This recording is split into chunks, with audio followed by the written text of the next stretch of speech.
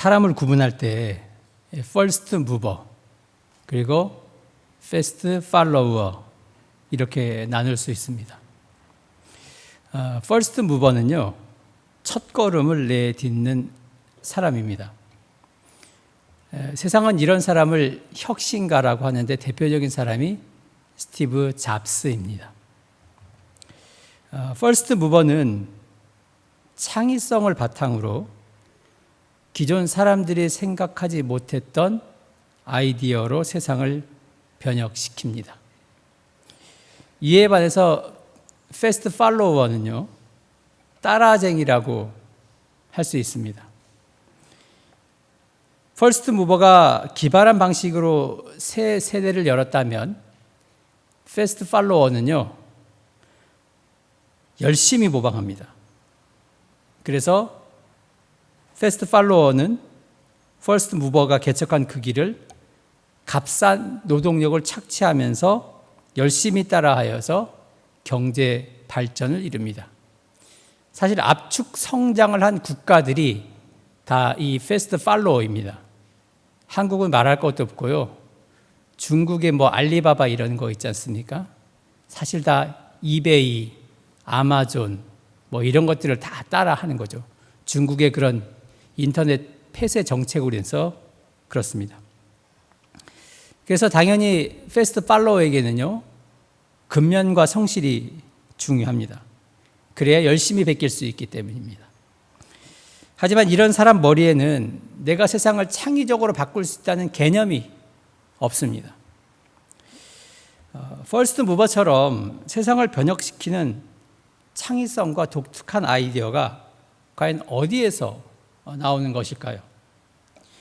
여러 요인이 있겠지만 하나만 이야기하면 그것은 바로 쉼입니다.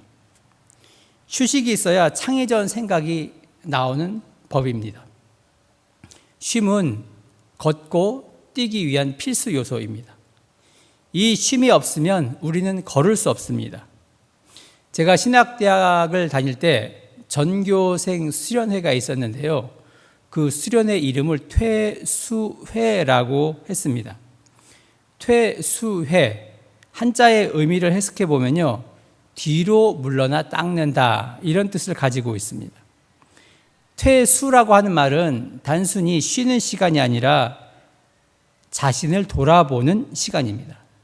한 걸음 물러서서 내 인생을 다른 각도로 한번 살펴보라는 뜻입니다. 삶에 이런 여유가 필요합니다. 이런 여유가 있어야 나를 돌아보고 또 주위를 돌아볼 수 있습니다. 세상은 너무 빡빡하게 그리고 각박하게 사는 것이 아닙니다. 성경을 보더라도요, 예수께서도 한적한 곳으로 물러가서 기도하곤 하셨습니다. 퇴수회를 혼자 즐기신 것입니다. 천주교에서도 피정이라는 말을 하는데 이는 번잡한 곳을 벗어나서 한적한 곳으로 가서 관상기도 혹은 침묵하면서 자신과 자신이 속한 단체에 관한 평가 그리고 재충전의 기회를 가진다는 뜻입니다. 그러니까 이 모든 것은 자신을 단련하는 행위이며 사람에게 추진력은 바로 이런 과정에서 나옵니다. 이처럼 사람에게, 특별히 사람의 뇌는 쉼이 있어야 혁신적인 생각을 할 수 있습니다. 그래서 창의성을 중요시하는 기업가는요, 그 노동자에게 놀라울 정도로 휴식을 많이 줍니다. 구글을 예를 들어보면요, 구글에는 150 법칙이 있습니다. 이 150 법칙에서 150이라는 말은 150피트를 이야기하는데 약 45m 정도입니다. 구글 회사 안에는요, 노동자들이 어디에 있든 45m 안에는 항상 음식이 준비되어 있어야 한다는 법칙입니다. 이것은 실내든 실외든 마찬가지입니다. 이 구글 본사는 대형 공원처럼 굉장히 아름답다고 하는데 이 공원 안에도 45m 안에는 음식을 진열해 놓은 스낵바, 푸드트럭, 그리고 카페테리아가 항상 있습니다. 그리고 당연히 무료이죠. 직원에게는 아침, 점심, 저녁이 다 무료이고 심지어 방문객의 식사까지 무료입니다. 거기다가 구글은요, 반려동물을 데리고 출근할 수 있습니다. 같이 산책하는 것은 물론이고 회사 내에 반려동물을 맡길 수 있는 시설까지 갖춰져 있습니다. 이 외에도 구글 본사에 가면 볼링장, 당구장, 수영장, 수면 의자 이런 시설들이 갖춰졌다고 해요. 그러면 이런 시설을 언제 사용하느냐? 퇴근해서 사용하는 것이 아니라 근무 시간 내에도 자신이 원하기만 하면 얼마든지 사용할 수 있다고 합니다. 구글은 창의와 혁신을 위해서 노동자에게 휴식을 주며 일할 수 있도록 하고 있습니다. 물론 이런 휴식을 주긴 하지만 결과로 그 직원들은 평가받는 것은 어쩔 수 없습니다. 이미 여러 실험을 통해서 증명된 사실인데 업무 효율성은 휴식을 많이 주는 기업이 더 높습니다. 우리가 이보 전진을 위한 일보 후퇴를 이야기하는데 일보 후퇴가 바로 쉼입니다.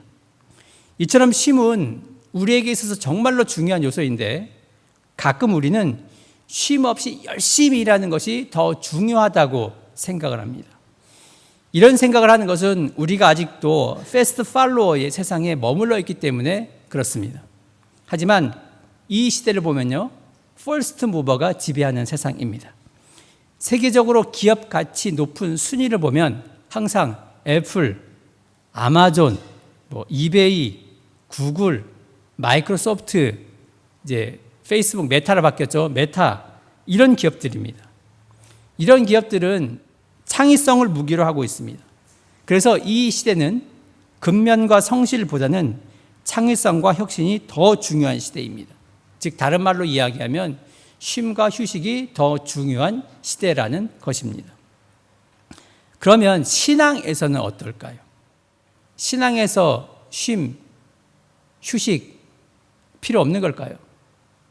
신자라고 하면 추월하고 성령 충만을 위해서 식음을 전폐하면서까지 기도해야 되는 것일까요? 오늘 말씀을 통해서 신앙인에게 왜 쉼이 필요한지 우리가 그것을 생각해 보겠습니다. 자, 그런데 오늘 본문은 금식에 대한 말씀입니다. 이 쉼과 금식 무슨 상관이 있습니까? 전혀 관계가 없는 것처럼 보이지만 오늘 말씀은 쉼에 대한 말씀입니다. 금식은 히브리어로 촘인데요, 단순히 먹는 것을 멈춘다 이런 뜻이 아닙니다. 히브리어 촘은 내가 습관적으로 하던 말과 행동을 한 걸음 물러서서 나 자신을 스스로 돌아보는 생활을 말합니다. 지금까지 습관적으로 하던 것에서 순간적으로 멈춰서 나를 돌아보는 것이죠. 우리가 습관적으로 하는 행동이 있습니다. 예를 들어서 음식을 먹는 것은 내가 어릴 때부터 해서 몸이 요구하고 그리고 뇌가 요구해서 매일 반복하는 행위입니다. 사람은 이 반복되는 행위, 먹는 행위를 통해서 생명을 유지합니다. 그런데 금식하라는 것은요, 즉 먹는 행위를 멈추라는 것은 습관적으로 하던 행동을 멈추라는 것입니다. 그러면 습관적으로 하던 행동을 멈출 때 신앙인은 무엇을 해야 할까요? 자기와 거리 두기를 할 줄 알아야 됩니다. 이 말은 지금까지 익숙했던 자신의 모습을 성찰해 보라는 것입니다. 금식이 신앙인에게 가져다주는 유익이 여럿 있습니다. 금식은 내가 지금까지 무의식적으로 행하던 습관에서 벗어남, 다른 말로 하면 자기를 세상과 격리하여 스스로 성찰하는 때입니다. 중세 이탈리아의 베네치아 공화국은 중동에서 진귀한 물품을 수입해가지고 부를 누렸습니다. 베네치아 사람은 이 물건 실은 배를 바로 항구로 들어오지 못하게 했고 바다에서 40일 동안 머물게 했습니다. 영어 표현 at bay라는 말이 있는데 이 말은 바다, 그 만에 머물게 하다 이런 뜻도 있지만요, 움직이지 못하게 만들다라는 뜻도 있습니다. 배를 바다에 40일 동안 머물게 한 것은 성서 전통에 나오는 그 40일을 차용한 것입니다. 베네치아 사람들은 이 조치를 통해서 다른 지역에서 온 선원들이나 물건을 통해서 전염병이 유입되는 것을 막았습니다. 그래서 그들은 이 조치를 이탈리아어로 쿼란티나 조르니라고 했습니다. 40일이라는 뜻입니다. 40일을 의미하는 이탈리아어 쿼란티나에서 현대의 검역이라는 영어 단어 쿼런틴이 유래했습니다. 쿼런틴은 전염병 확산을 막기 위해서 해로운 동식물을 격리하는 조치입니다. 이처럼 금식은 나를 검역하는 기간입니다. 40일은 새로운 인간으로 다시 태어나고 싶은 인간을 위한 절호의 기회입니다. 나를 검사하여 버릴 것은 버리고 취할 것은 취하는 귀한 기회입니다. 만일 나를 과거의 나로 그리고 구태 이어난 나로 되돌리려는 전염병과 같은 습관이 있다면 그것을 소멸시켜야 합니다. 금식은 나를 깊이 바라보는 관찰의 시간이면서 나를 소멸시키는 수련의 시간입니다. 이런 수련의 기간을 통해 신앙인이 얻는 유익이 또 하나 있습니다. 바로 그것은 내가 누구이고 내가 무엇을 해야 하는지, 우리가 어디로 가야 하는지 바로 그것을 알게 된다는 사실입니다. 열왕기상 19장을 보면 아합 왕과 이세벨로부터 도망쳐 사막 한가운데 있는 호렙산 동굴에 들어간 엘리야의 이야기가 나옵니다. 엘리야는 호렙산 동굴에서 40일을 머무릅니다. 나를 돌아보는 성찰의 시간을 가졌다는 의미입니다. 엘리야가 여기서 얻은 유익이 있었습니다. 당시 사람들은 하나님께서는 천둥, 번개, 지진 같은 자연현상에 존재한다고 믿었습니다. 하지만 엘리야는 40일 쿼런틴 기간을 통해 하나님은 그런 자연현상에 있지 않고 인간의 마음속에 있다는 사실을 확인하였습니다. 그는 40일 동안 동굴에 있으면서 자신 마음속에서 흘러나오는 세미한 음성, 즉 섬세한 침묵의 소리를 듣는 신비를 체험했습니다. 섬세한 침묵의 소리를 히브리어로 표현하면 콜 더마마 다카 이렇게 되는데요. 섬세한이란 의미를 지닌 형용사 다카는 자신에게 온전히 몰입한 상태를 말합니다. 이런 상태를 경험한 사람은 남들이 들을 수 없는 섬세한 침묵의 소리를 들을 수 있습니다. 그리고 그 섬세한 침묵의 소리는 나를 이끕니다. 나의 소명이 무엇이고 내가 무엇을 해야 하는지, 하나님께서 지금 나에게 원하시는 것이 무엇인지 알게 된다는 것입니다. 쉼을 통해 자신을 성찰하는 시간을 가진 신앙인이 나가야 할 다음 단계가 무엇일까요? 여러분, 깨달은 것으로 끝나면 안 됩니다. 엘리야는 호렙산 체험 이후에요, 엘리사를 자신의 제자로 맞이했고요. 그리고 그 다음에 보면 나봇의 포도원 사건에서 그토록 무서워했던 아합 왕과 이세벨을 당당하게 맞서는 것을 볼 수 있습니다. 예수께서도 공교롭게 40일 광야에서 금식기도 하시면서 자신이 가야 할 그 길, 곧 십자가의 길을 가셨습니다. 야고보서 2장 16절에 보면 이런 말이 있습니다. 너희 중에 누구든지 그에게 이르되 평안히 가라, 덥게 하라, 배부르게 하라 하며 그 몸에 쓸 것을 주지 아니하면 무슨 유익이 있으리요? 자, 평안히 가라, 덥게 하라, 배부르게 하라, 이런 깨우침을 받았어요. 얻었습니다. 섬세한 침묵의 소리를 들었습니다. 그런데 그 몸에 쓸 것을 주지 아니하면 그게 무슨 유익이 있습니까? 굶주린 사람에게 배부르게 하라는 말만 하고 아무런 행동을 하지 않는 자는 경건을 논할 자격이 없습니다. 오늘 말씀에서도 금식, 즉 습관적으로 행하던 것을 멈추고 내가 무엇을 해야 하는지 깨달은 신앙인이 해야 할 일을 말하고 있는데, 그것은 바로 타자에 대한 연민의 정입니다. 오늘 본문은 금식에 대한 대표적인 말씀인데 참된 금식이 무엇인지 말하고 있습니다. 성경적으로 금식은요, 큰 슬픔을 당하고 있다는 표시로서 자기가 행한 잘못을 진심으로 깊이 뉘우치는 태도입니다. 그리고 개인적인 위기나 민족적인 위기의 때에 하나님께 도움을 구하는 태도입니다. 그리고 이외에도 성경이 말하는 금식이 또 있습니다. 그것은 무엇이냐? 바로 죽은 사람에 대한 애도와 슬픔의 태도, 그리고 사랑하고 아끼는 사람이 죽음의 위기에 처할 때 그와 고통을 나누는 태도까지 포함하고 있습니다. 자, 사랑하고 아끼는 사람의 죽음의 위기에 처할 때 그와 고통을 나누는 태도는요, 결국 타자에 대한 연민입니다. 즉, 금식은 인간 스스로가 자신의 기본적인 욕망을 억제할 수 있는지 가만히 바라보는 훈련이면서 동시에 더 나아가 자신이 필요 이상으로 먹고 있어 그것 때문에 굶고 있는 동료에 대한 연민을 키우는 교육입니다. 자, 오늘 말씀에 나오는 하나님이 기뻐하는 금식 세부 사항을 보면요, 밥을 굶거나 자신을 괴롭게 하는 것에 대한 설명이 빠져 있다는 것을 알 수 있습니다.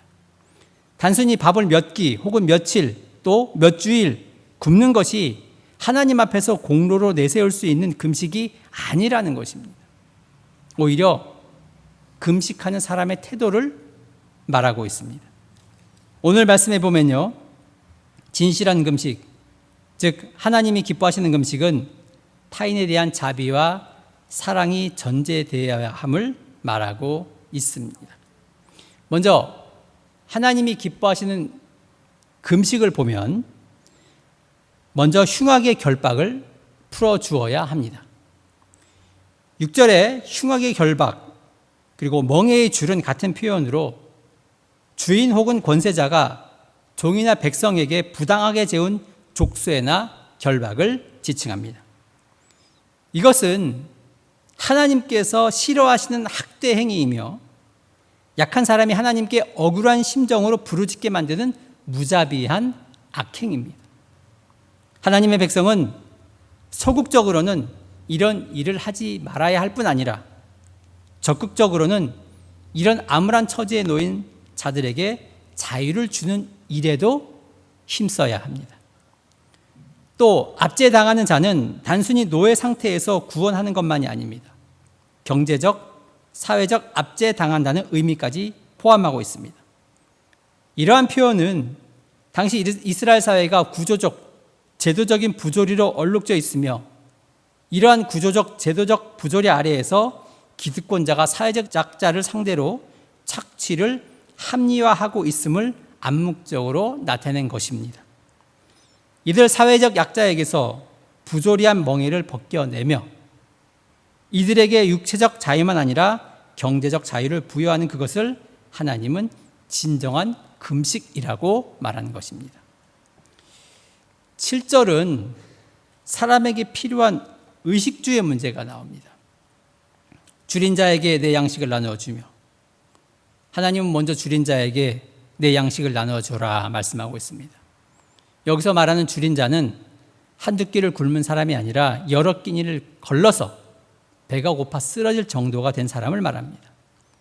줄인 자를 보고 궁일한 마음을 갖고 그에게 음식을 주는 행위, 도움을 구하는 자에게 손을 펼쳐 필요한 도움을 베푸는 행위가 바로 하나님이 원하시는 경건의 열매이며 하나님의 백성이 갖추어야 할 가장 기본적인 자질입니다.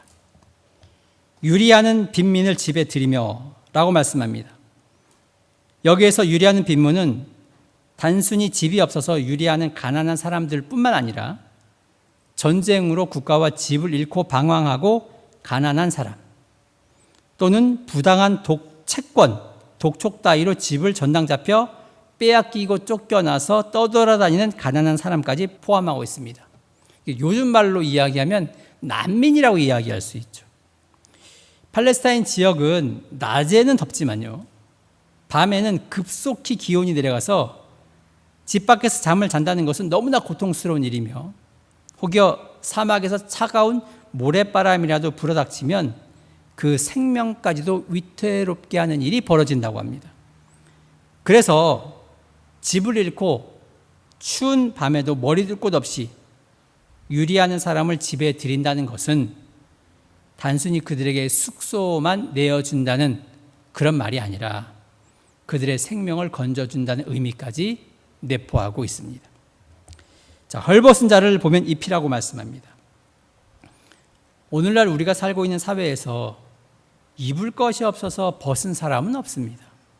하지만 고대 사회에서는요, 돈이 없어서 옷을 사입지 못하거나 또는 입고 있는 옷마저 빚을 갚지 못했다는 이유로 빼앗기는 일이 흔히 있었습니다. 그 당시에 겉옷은 이불 역할까지 했습니다. 겉옷이 없다면 잠을 잘 때 살을 애는 견딜 수 없는 추위를 맞이해야 했습니다. 그래서 출애굽기 22장 26절에 보면 이렇게 이야기를 하는데요.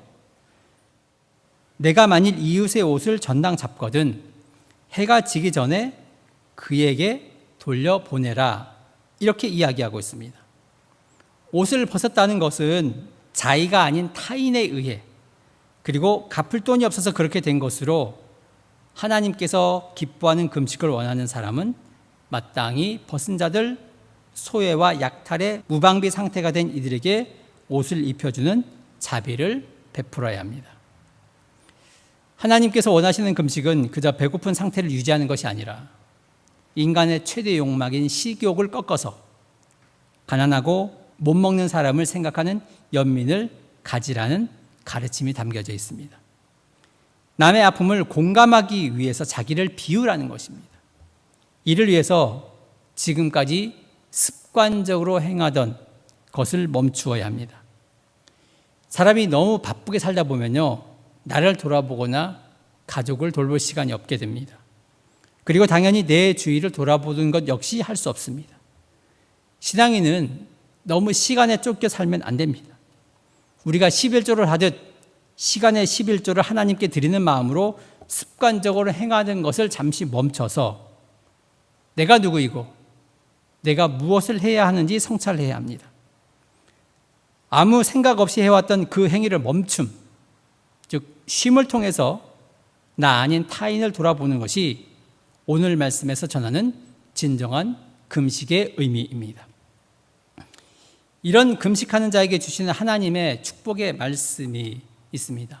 본문 8절과 9절 상반절인데요. 그리하면 내 빛이 새벽같이 비칠 것이며 내 치유가 급속할 것이며 내 공의가 내 앞에 행하겠고 여호와의 영광이 내 뒤에 호위하리니 내가 부를 때에 나 여호와가 응답하겠고 내가 부르짖을 때에는 내가 여기 있다 하리라. 삶의 여유를 갖고 나를 돌아보며 주위를 살피는 신앙인은 빛이 새벽같이 비칠 것이라고 말씀하고 있습니다. 이 말씀은 새벽빛이 어둠을 몰아내듯 하나님의 사람은 연약한 사람을 짓누르는 어둡고 고통스러운 삶을 바꾸어주고 그 연약한 사람을 찬란한 빛 가운데 살게 한다는 것입니다. 그리고 치유의 역사 또한 일어납니다. 여기에서는 어떤 상처로 인한 치유인지 정확하게 나타나지 않습니다. 깨어진 인간관계를 말할 수도 있고 또 실제적인 질병을 의미할 수도 있습니다. 우리 주위에 먹을 것이 없는 사람, 입을 옷이 없는 사람, 난민이 존재한다는 것은 결국 관계가 깨어진 것을 의미합니다. 진정한 금식, 즉 자기와 거리를 두며 내가 무엇을 해야 할지 깨닫는 사람이 있는 사회는 어떠한 형태의 질병이든 하나님께서 그 모든 것을 권능으로 신속하게 치유하시며 회복하십니다. 그리고 결정적으로 하나님께서 자기를 검역하는 사람의 기도를 들으신다 말씀하고 있습니다. 내가 부를 때에는 나 여호와가 응답하겠고 내가 부르짖을 때에는 내가 여기 있다 하리라. 이사야 58장의 시작은 이스라엘 자손이 금식하면서 기도해도 그 기도가 상달되지 않는다라는 내용입니다. 하지만 9절은 이 내용과 대조를 이루며 하나님께서 그들의 기도에 응답하신다고 약속하십니다. 하나님은 악인의 제사는 미워하셔도 의인의 기도는 들으시는 분이십니다. 하나님께서는 자신이 기뻐하는 일을 행하는 백성이 고난 가운데 부르짖을 때에 자신을 숨기지 아니하시고 기꺼이 자신을 내보이면서 도움과 소망 그리고 위로를 베푸십니다. 이런 축복은 하나님께서 기뻐하시는 금식을 하는 신앙인, 즉 지금까지 습관적으로 행했던 모습에서 탈피한 신앙인에게 주어집니다. 신앙에서도 혁신이 필요합니다. 이것은 그냥 이루어지지 않습니다. 여유를 통해서 나와 거리를 두며 습관적으로 행하던 그 삶에서 떠난 사람만이 가능합니다. 자기를 이기면 모든 것을 이길 수 있다, 이런 말이 있습니다. 물론 이 일은 어렵습니다. 하지만 하나님께서 기뻐하시는 일은 바로 그 일을 이루는 것입니다. 에베소서 4장에서 이런 말씀하고 있습니다. 너희는 유혹의 욕심을 따라 썩어져가는 구습을 따르는 옛사람을 벗어버리고 오직 너희의 심령이 새롭게 되어 하나님을 따라 의와 진리의 거룩함으로 지으심을 받은 새 사람을 입으라. 옛사람은 우리를 구태에 머물게 합니다. 새로운 발상을 하지 못하게 합니다. 바쁘다는 핑계로 주위를 돌아보지 못하게 합니다. 그러나 하나님께서 원하시는 신앙인은 심령이 새롭게 되어 의와 진리의 거룩함으로 지으심을 받은 바로 새 사람입니다. 이것은 내 안에 개혁이 일어나야 가능한 것인데 쉼을 통해서 자기와 거리를 두며 자신을 점검할 때 가능합니다. 그리고 새 사람이 되는 것을 하나님께서 기뻐하시고 그런 사람의 기도에 하나님은 응답하십니다. 쉼을 통해서 심령이 새롭게 되어 하나님께서 기뻐하시는 새 사람이 되는 저와 여러분이 되기를 소원합니다. 기도하겠습니다.